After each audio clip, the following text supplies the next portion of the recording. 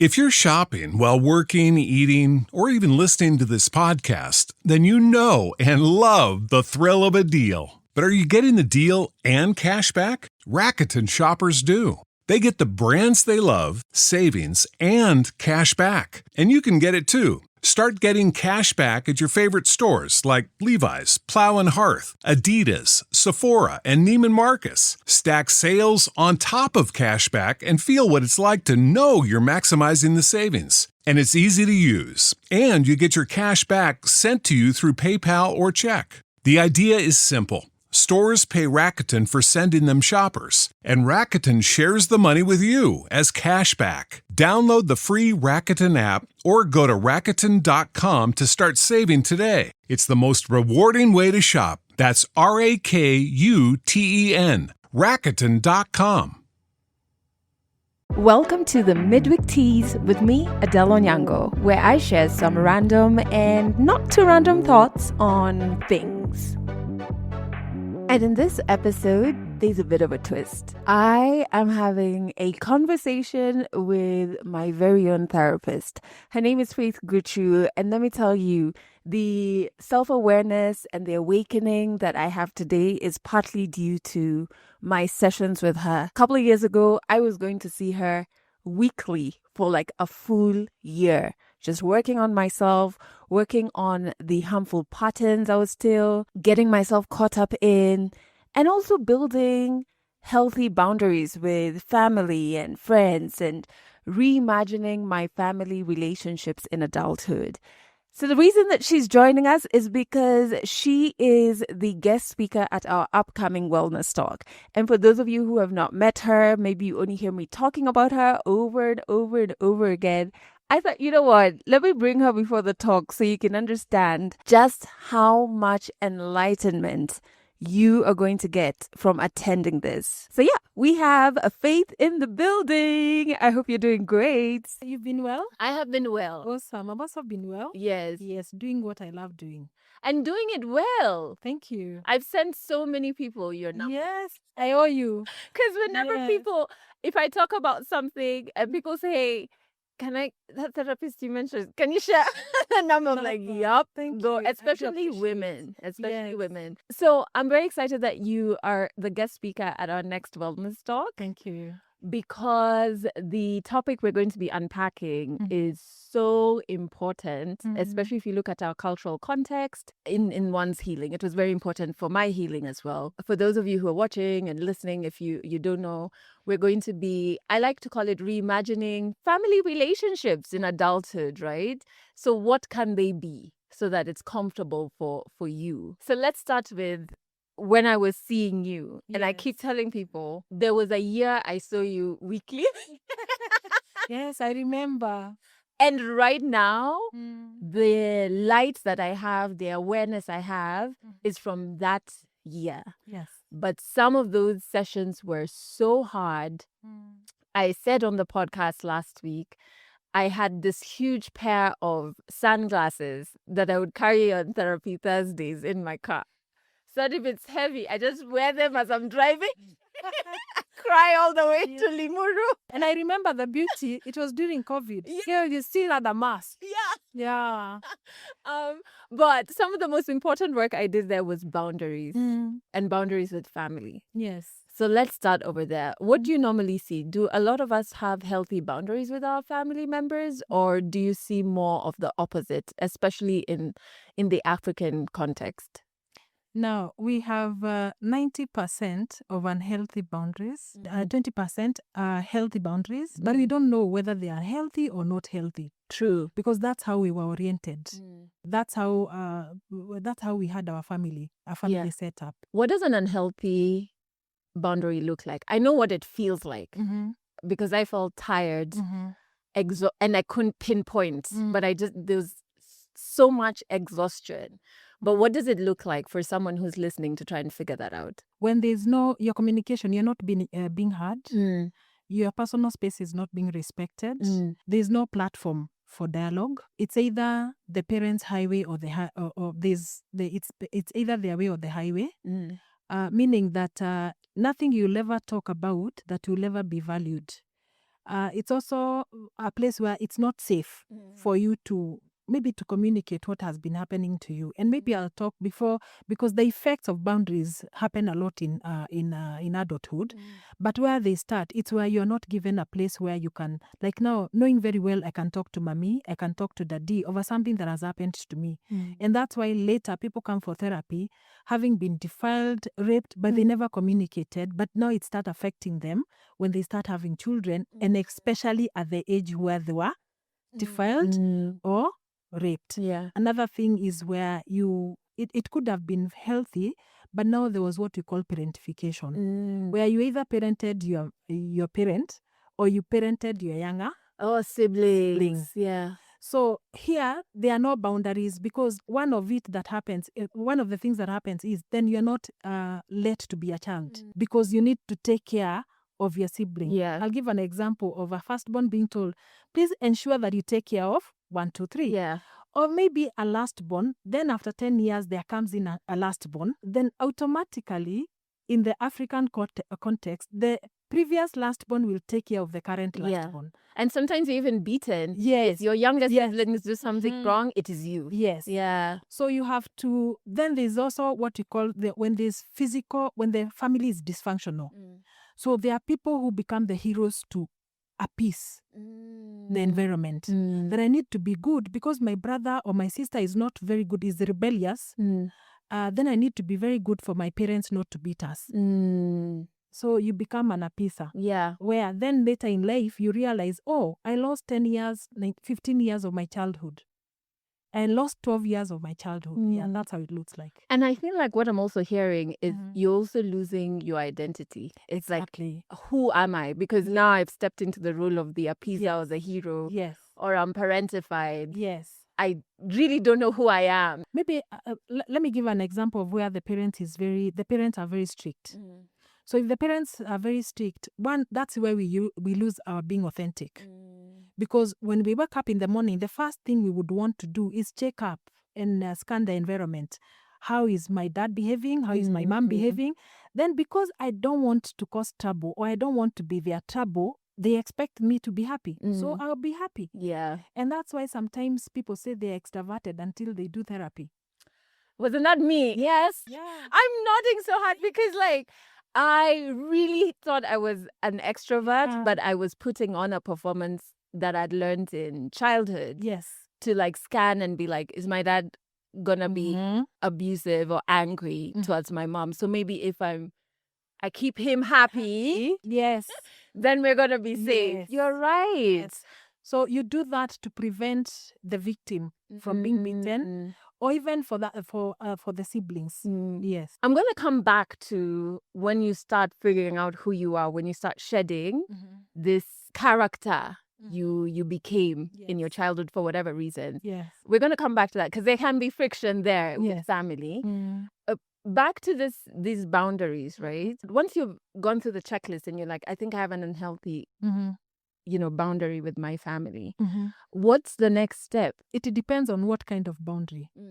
Because sometimes, and this is what I've seen, people where you do a physical cutoff, but you're still emotionally, financially, spiritually enmeshed. So it's looking at one of the things is to keenly look at what is it that make you uncomfortable. Is it a physical boundary? Because you can physically move out from home, but still get very overwhelmed and enmeshed with them away from home. Yeah.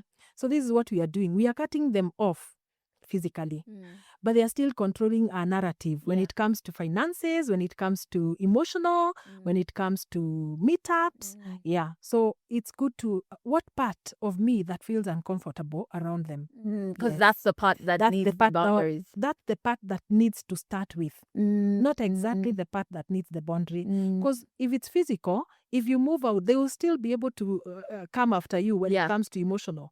Maybe I'll ask, are there times you have ever moved from home, but you get angry when a phone comes from the person you cut off from? Or even anxious. They are very far. They are in Kisumu. They are in Eldoret. They are in Kiambu. They are in Kitale. But immediately they call, the anxious girls start feeling anxious. Yet they are very far from you. So it means you moved away from home, but they still control the narrative. Is there a need too where you feel, let me call it now what he calls emotional. It's when, for example, you still believe that you need to have the dad need to be needed, the dad need to be appreciated because it's an inward need. The dad need to be needed by our parents. So you have physically cut off. You have come to Nairobi, for example, or wherever you are. Then you have made a milestone, buying a land, moving out from your house. Who is the first person you call? You call the same parent, the same brother, the same sister you are running away from. And what are you looking for? You've done well. Yeah. You know? Yeah. That is so true. Because like I even had to ask myself, where is it? Why can't I congratulate myself? Like, why do I have to keep running to find an audience? When the audience wouldn't understand it the way I'm not who knows how hard it was to work for these things, right? One thing I experienced with boundaries is guilt. Yes. Hey! Yeah. I don't think, like, boundary work was some of the most emotional work I've ever done, and especially building healthy boundaries with family. I felt guilty. I felt like I was betraying. I actually felt that I had a very false understanding of relationships. I thought they have to be all the way on. It's hot and we're together. Or if that's not there, it means no contact, right? So with boundary work, I was like, will I not have love around me? Yes. What are you telling me? So how does one navigate the guilt? Because I was very lucky to be in therapy with you at the time. So just to keep believing in the process. But that guilt, sometimes someone can feel like, it means I shouldn't be doing this. Yeah. Culturally, we have what we call fused or enmeshed boundaries. So when you start separating yourself, one of it, even before guilt, is fear. Oh, yeah. Man, the first thing is fear. What if I'm doing something wrong? What if I get sick? What if I have something that I need? But if you look keenly, they haven't been there. Yeah. They're not the first people you call when you have a crisis. Yeah. They're not the first people you call. So there's guilt. Guilt is one of the feelings that you will feel. But however, after some times, because you need to be consistent, because you're not doing that in a rude way. You're just separating yourself from what is not adding to your plate and what is not valuing you. So one of it is guilt. But if there's consistency, then they will respect. And that's the beauty. When you are consistent, they will respect your journey to healing. But if you are on a roller coaster, it's on, it's off, then you have to be very consistent. And you don't, I normally say, you don't need to communicate boundaries. You first need to model. You only communicate when someone is so insistent, But modeling, you model. Because sometimes you can speak about it. Well, you've not modeled. Yeah. And they're like, you said you don't do this, and what are you doing? Yes. Yeah, because it's a personal work. So guilt will be there. But after sometimes, if it's consistent and you have, like now what you had, therapy, you have what you call accountability partners, you're able at least to sail through. I like that, because one of the mistakes I made very early on in our therapy sessions, you told me about you don't communicate them. And in my head, I was like, Faith doesn't know these people. Yeah. Let me show her. And the next therapy session, I had to come and say, hey, it's gone left. I didn't listen to you and things have gone completely left. How do we fix this, One of it, because you're telling people have changed, but there's no evidence of change. So they'll poke your nose. They'll poke that. They'll push boundaries. Yeah. What are you saying? Now, unfortunately, at that time, because you have not built the skills in order for you to have good, healthy boundaries, you'll still go back to zero. Yeah. Like either the therapist didn't know what she was saying, or like it's too, because it's in small bits. Yeah. It's more bit. By communicating, communicating is very, it's deep. You're communicating like I will not be seeing you. So even in terms of boundaries, you need to ask yourself, do I do what you call flooding? Do I cut off immediately? Or receiving the calls? Do I not receive the calls immediately? Or do I do what you call system desensitization? In small bit. If I was talking, for example, to my mom, at least every day, I start talking to her at least 4 days per week, 3 days per week, 2 days per week, one and none. Because even this communicating, we are not communicating every day because we are friends. Yeah. Yeah. You know? Because you're also not even feeling safe enough to share real things. Yes. Yeah. So it's a duty to call. When you feel it's not a duty, then you're on the right spark. Yeah. Then I can go back and talk. But when now you feel like it's a duty, then that's a red flag. Yeah. Let's come back to your sense of self, like Yes. you building your own identity. Yes. So in my experience, it was like I had become, could I call myself the clown? Yeah. Right? Yes. So from a young age, spotting to make sure how we like emotionally, Yes. okay, I need to make daddy laugh. I Yes. need to do this. And then you just find yourself continuing that even when you're not in that home, right? It becomes your identity, right? Yes. Until you collapse like me. And in therapy, I think one of your first sentences to me was like, you're actually an introvert. And I was like, me? Yes. You're battling with it when we talk. Yeah. I was just like, but now, imagine, even to get me out of my house, and if I go for an event, I know I'll need 2 weeks.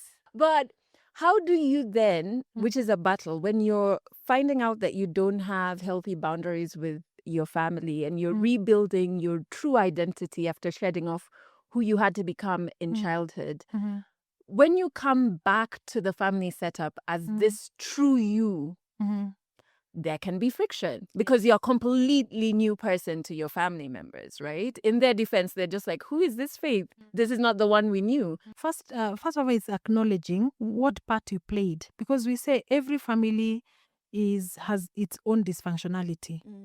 And when it's dysfunctional, we all take up roles. So it's good first to acknowledge what role were you playing. Like now when you're saying, you're saying you were playing a clown. Someone else was playing a hero. And they still keep on playing heroes until the end. So someone else was not getting attention. So there's an enabler who mostly happens to be the parent, the mother, not always the ideal, but there's the enabler, there's the identified patient who makes the family dysfunctional. Now, there's also the rebellious child who looks the identified patient. There's the lost child who wants to disassociate from the family conflict. There's now the clown. There's the rebellious child is also the scapegoat, or the black sheep. Acknowledge what role were you playing. Maybe I can give a self-disclosure. I would play the entertainer. So I was known as an entertainer. When people came to our home, aunties from Nairobi, I would entertain them. And in a family function, I would be there like the MC, trying to say hi to virtually everyone. Nowadays, I see it after I realize I'm not that extroverted. But you can imagine that is a role I played for so long until I did therapy. Yeah. And so I remember one thing that we did was this circle. Yes. The circle exercise. Yes. And you drew a small circle, and a big one around it, and a bigger one around it. To find out how many people are really in your innermost circle. The beauty of doing that exercise helps you understand, oh, no wonder Adele doesn't come through for me the way I want to come through. Maybe there's something I need to say here. Sometimes you're brought up and you're not very close with your sister, or you don't have a sister, or you've been brought up and you're not very close with your brothers, or you don't have a brother. And only so when you have a friend, you think this friend will come through for you. Yeah, I've heard people saying, a sister I never had. A brother I never had. So in your mind, you'll be expecting your friend to come through as a sister. Yeah. Which will be a failure from the onset. Yeah. I have a friend, a good friend. I always wanted her to be my sister. A sister I didn't have. And I have a sister, but we were close. But she would push back boundaries. When she has a crisis, do I come? No, I have my sister. I was like, oh, wait a minute. I'm not the sister. She has healthy boundaries and she has a good relationship with her sister. And I'm not saying that I don't have a good relationship with my sister, but I thought this good friendship, I would coin it as, yeah. So that sometimes it's an expectation that fail most of us. Most of the relationship and friendship that disappoint is because we have an expectation they cannot be able to meet. Yeah. And they have very good boundaries, but you put them in a sister box, they have put you in a friend box, right? So there's the inner circle. These are very close people. These are people you can call. But now there are also friends that you would call 10 years ago. Yeah. It will be an unrealistic expectation to expect them to come through for you Yeah. in after 10 years. Yeah. Because maybe things have changed. The dynamic of the relationship has changed. And maybe whatever placed you together was because of education, of college, of institution, or being in the same environment. Yeah. And it changes. Yeah, and that's changes. okay. And that's okay. I think sometimes we just want them to stay the same, those relationships and those people to not evolve. It could be coming from a fear of abandonment. So I would still want to have them, even if we are not very close. Yeah. Or sometimes ignorance. Yeah. That the dynamics or there has been a shift. Yeah. Another thing we see with families in adulthood, at least I know this was my experience, and I know a few people have experienced it, is something maybe an adult told you when you were younger that was out of line.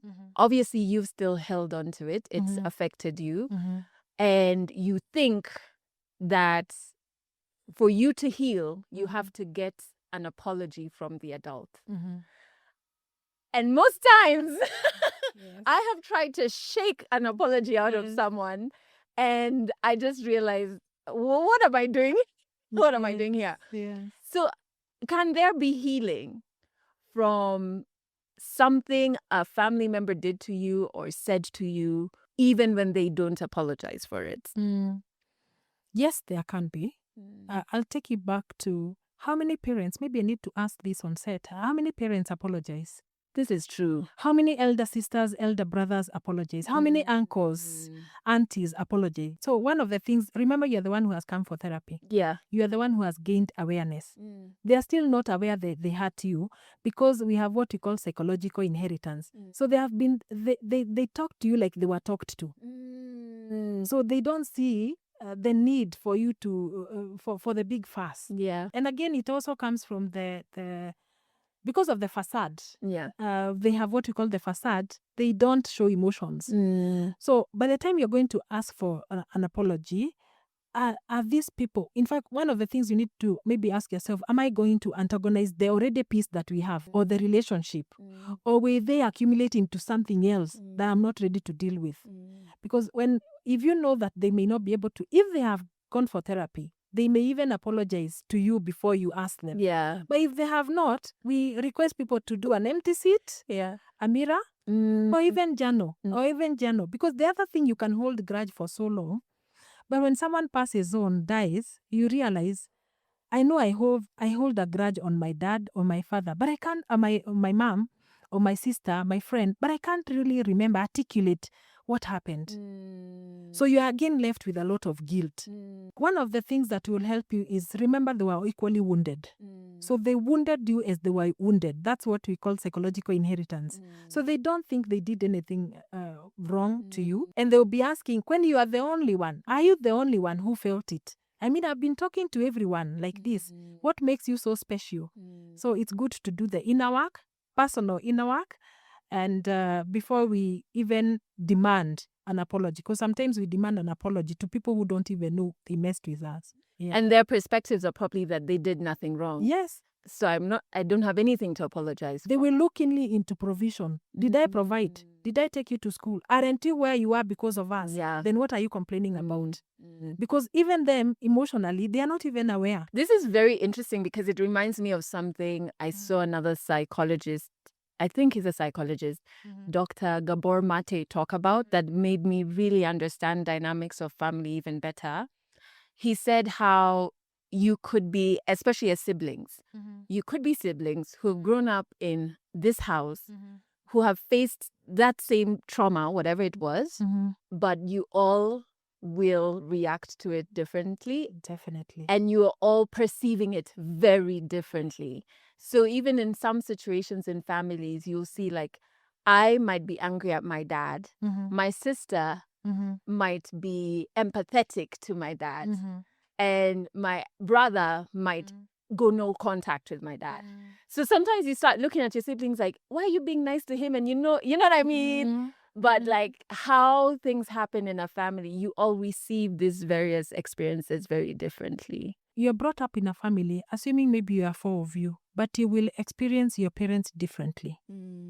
For example, the firstborn girl may have a very good relationship with the dad. The second-born son may have a very good relationship with the mother.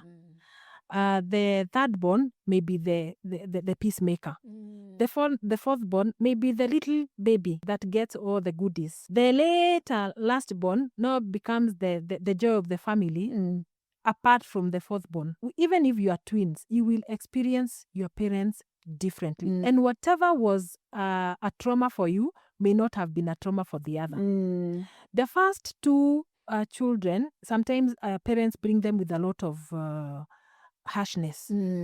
But now the last-born, you will in fact find your parents have toned down. Yeah. And you're like, you did that? And our parents didn't do anything, then you cannot understand that. So you will grow up in the same environment, but experience the environment differently because of our personalities, and also because of the dynamic, the changes around. Maybe you are brought up with where the parents were financially stable, then all of a sudden there is no money. So of course the treatment or rather the experience will be different. Yeah. Yes. And healing, unfortunately, is your responsibility. Exactly. Right? Yes. Let's talk about no contact. It's the thing I've gotten from Gen Zs, and I'm like, Yes. okay, sometimes I see it working. I have got no contact with one family member, and I think it's been incredible to see that boundary respected. I just had to keep reinforcing it, and it just was automatically respected, not only by the person, but by other family members as well, right? Do you think there's space to go no contact with a family member, and when should you consider it? Yes, there is. When your boundaries are not being respected, when there's still a push, when there's invalidation, when they're invalidating your feelings, when you're not being listened to, when you're communicating that this is what I'm looking for, and they are still going back to their way of life. You know, where I expect you to, I will not be doing 1, 2, 3 from there going forward, but someone pretends like they didn't hear. They still come back with the same expectation. And again, if it is paining, when it is paining you, because there's no need of doing the self-work when they are still going back to the same environment. Yeah. It's just like after you have come from rehabilitation center, you don't go back to the same toxic environment that made you go to rehab. The same with boundaries. If the environment is not changing, you have to choose you. You have to choose you. And I'm not saying permanently, because what happens is when they realize you are consistent, and later on after you have healed, you can have the relationship the way that benefits you, or the way that you want to have the relationship with the person. Yes. But sometimes it's seen as you're being disrespectful. First, even bringing up boundaries before we get to no contact, bringing up boundaries in your typical African family, you're being disrespectful. Yes. Now, on top of that, you want to go no contact. We have not had boundaries. So when you start having boundaries, it means I cannot come to your house anytime. I cannot call you anytime I want. I cannot bring my children to your place. You will choose whether to come to my function or not. Whereas earlier on, I expected you, or I expect you to come for my functions. Yeah, that will be the first thing. That you're feeling proud, you're being proud, now you've gotten money. There'll be all that. Then later they realize, then after they do their self-work, they realize, I also needed this. And they congratulate you for it. So you have to be the person who start off, if you are the person to come for, self-awareness. Yeah. Yes. And I think if you know why you're doing it for you, you'll start to notice the feelings of like, you're not as emotionally exhausted. So when you start to see the good, yes, you're like, okay, this makes sense. Yes. Let me continue. Yes. Another thing we'll talk about in our wellness talk is caring fatigue. And I think Mercy, who's going to be leading it, introduced me to a term that I had never heard of before, which is the sandwich generation. Yes. So you're sandwiched between taking care of your kids and taking care of your parents. Yes. And that can be so exhausting. And it comes back also, it's very cultural, right? You're expected to do certain things. How does somebody who's in that sandwich voice that they can't handle maybe responsibilities to their parents anymore, or even set new boundaries that prioritize their peace? It depends on what kind of caregiving, because you can still care. You can caregive financially. You can caregive because someone is not feeling well. Now, when it comes to the caregiving, one of the things you need to ask: how many are we in the family? For example, we are 4, and you're the one who is financially stable. But is there someone else who can do the other errands? Is there someone else who can live with the parent? Is there someone else who can get the drugs? Because you will have what we call compassionate fatigue. And you don't want to see these parents. Then sometimes you may be caregiving to someone you think they didn't come through for you. This is now the other dilemma, that you didn't have a good relationship with your parents, with one of your parents or both of them, and now you have to caregive. Yeah. So you're not caregiving from a point of love, you are caregiving from a point of duty. Yeah. Of course, there will be that fatigue. So it's establishing, this is my mandate. My mandate will be taking my mom to the hospital, my dad, my parent to the hospital on this day. You will pick up on this day. Then, if I take her to the hospital, someone else can drive them. Someone else can live with the parent. Someone else can go visiting, so that the duties are distributed. Because you can caregive, but I can tell you for a fact, when death happens, the people who are not caregiving are normally at the front line looking for the ID and the death certificate. You see? Yeah. So it's good to ask, what am I able to do? Because sometimes you can stretch yourself, which now becomes a conflict in your nuclear family. Oh, yeah. Your financial contribution towards the caregiving becomes now a conflict in your nuclear family. Because you're doing more that you're side. doing more that side. And maybe for this other family, they are organized, they have insurance, or their parents are not ailing. But now when you're here and your family is ailing, they're like, wait a bit, 30K has gone down on that side. So even if you love each other to the moon, there will be that conflict. Then time, you're always going down shots, Yeah, always in the hospital. And you'll maybe hear someone ask you, you don't have other relatives? I remember someone asking someone, you're the only person who brings this parent to the hospital. Don't you have other siblings? And the parent one time was bragging, I have 10 children, and only one comes to takes the parent to the hospital. So it's good to divide the roles. Yeah. Have a meeting, divide the roles. No, there's the other thing of you would want to, there's what we call overfunctioning or people pleasing. So you do it. Yes. I was there. Yes, you do it. You don't want to do it, but because you don't want to say no. Remember, this parent was maybe possibly an authoritarian. So you cannot be able to imagine telling them no, like I don't have finances. So by the end of the caregiving, you cannot survive because of the financial the financial stress, having accumulated a lot of debts because of caregiving. Now, when, for example, death comes, you have no sense because someone else has taken the role of administration. Yeah, in terms to managing the finances before death. Yeah, it's good to, what is it I'm able to do? And communicate. I'm not able to give you 10,000. I can only be able to give you 2,000. I'm not able to give you 50,000. And when you're starting to caregive, sometimes we think it's for a short term. Then there's, because of the overfunctioning, there are people who already, we have siblings who already offer themselves to help without looking at the repercussions, without looking at it. What if it's a long haul? If it's a short haul, you can do it. What if it's a long haul? Can I be able to manage this for 2 years? For 3 years? And be firm. Be firm, even because relatives can push. Relatives can push kwanza financial boundaries. They can really push financial boundaries. So communicating and be firm on it.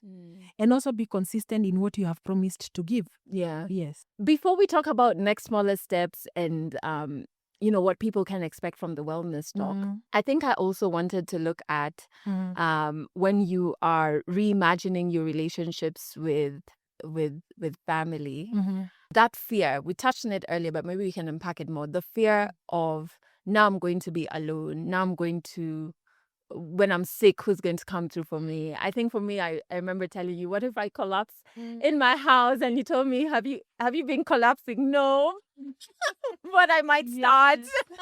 Yes. How does somebody confront the fear? Because it comes up not only in like building healthy boundaries, but even this caregiving bit, even in introducing your your new or your real identity to your family. How do you navigate that fear? Because it's deep. Sometimes, you can have fear that is imagined. This is true. Imagine, because even if you collapse, they may not be the first people to come and pick you. They may want to, but they may not be there for you. Because sometimes we look at family as the blood family. Yeah. But you have family away from the blood family that will come through for you. And in fact, if you do the inner circle, the inner circle work, you realize these people you are fearing to lose, you've already lost them. They're not there. They are not in your inner circle. Because I've said when you start boundary work, it's loneliness. So who are people that you can get in touch with in case this? Because you at least have 1-2 people. Yeah. And I remember, I think your friends came through for you mostly. Oh my God, they did. Yes, they did. And it was not many, 3. Yes, 3.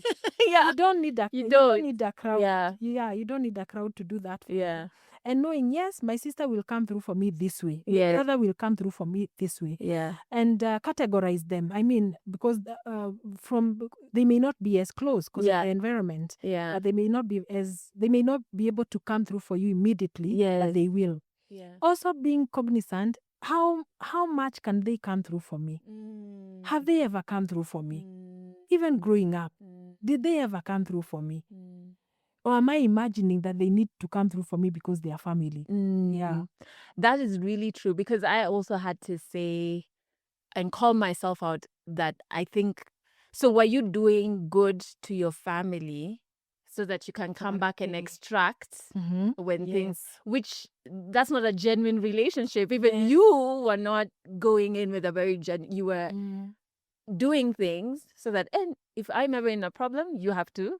So even what you're doing then, it's not genuine. This is it. So I had to call myself out and be like, there were bigger problems. Bigger problems there. I'll give an example of we have someone sickly in the hospital, and everyone is saying selfishly, I hope I'll be able to see them next week. So what are you telling us? You would want to be that person to be in the hospital until when you find time to go and visit them. Then if someone dies before you visit them, you're like, I wish I had gone. So if you are feeling guilty, what do? You become the very person who gives the best contributions during the burial because you are feeling guilty of not having visited them in hospital. And so for the person listening who knows that the situation with their family right now is draining them, be it in a caring space, be it in a lacking of boundaries, be it in waiting for apologies that are not coming. What is the next smallest step they can take? 1, register for the wellness talk. Wellness talk. Yeah. 2, separating. So they would need to ask themselves, do I need to separate myself? In fact, the first separation is emotional because you can physically leave but still get very emotionally enmeshed with them. True. So they still control you. Yeah. They're here. They are here Yeah. in your head. So you moved, you've got your own house. Yeah. But one of these people call and there's anxiety, there's anger, there's sadness, there's resentment. Yeah. So first and foremost, emotionally, separate. But it's different for all of us. So what works for you? Yeah, different things work for all of us. And that's why also even after the wellness talk, it's also good to do individual work. True. Because we all see things differently. Exactly. And we tackle things differently. True. Depending on the family dynamics. Yeah. Because sometimes when it is very strict and rigid, you may not be able to do that because of guilt. Yes. And you are not even maybe financially capable of moving out. Yeah. Yeah. So you have to take care of yourself while still in the toxic environment. Yeah. Yes. Oh my God, Faith. I'm very excited for this wellness talk because I think I always tell people I was moving mad. Yes. I was moving mad and wanting results, but like how I was moving could never give me the results of like peace of mind or whatever. Now I kind of, by building my own boundaries, I'm able to respect someone else's boundaries. I think before I would see somebody else's boundaries as rejection, but now I'm like, even you, yeah. So I'm very excited for people to come for the wellness talk. And it's on the 30th of August, 10 a.m. It's virtual, so that wherever you are in the world, you can come for it. Yes. And that's 10 a.m. East African time. Yes. And Faith, of course, will be our guest speaker, helping you navigate family relationships in adulthood. So boundary work, we'll talk about that. Caring fatigue, you called it something, compassion fatigue. How do we rebuild your sense of self? What does healing look like without an apology? And when is there a time for you to just let go? So much more. For the person who's about to buy their ticket, what is the one thing they can expect from your perspective to walk away with from the wellness talk? They will find their why, finding their why. Why do I need to disengage? Why do I need to leave? Yeah, finding their why. And that why is very affirming. Yes. Especially if you're going through the guilt and feeling like you're a bad person. When you find the why, you're like, okay, now it makes sense as to why I'm doing this. So check out the show notes for you to grab your tickets, and we will see you on the 30th of August. Yes. Thank you so much. And see you then. Thanks for listening to the Midweek Tease, a Legally Clueless Africa production. Episodes go out every Wednesday, and you can learn more about us by going to legallycluelessafrica.com.